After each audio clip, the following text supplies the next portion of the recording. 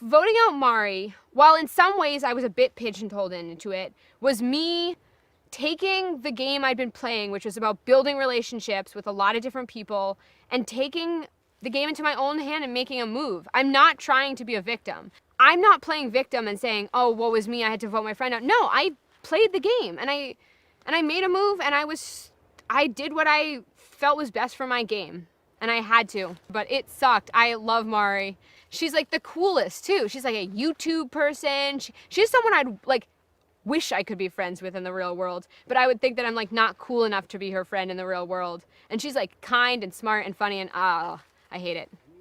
With the Mari vote, I knew that I would be blindsiding people who I really liked and want to be friends with outside the game. I knew if I didn't vote that way, I'd be blindsiding other people who are in the majority. So yeah, it put me in a pickle, and it also felt awful.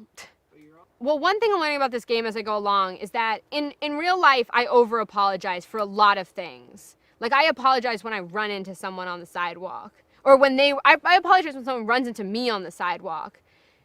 And there's a time and a place for an apology, but at a certain point, you just have to own what you're doing. And you have to not beat yourself up I beat myself up a lot about most of the decisions I make in my life.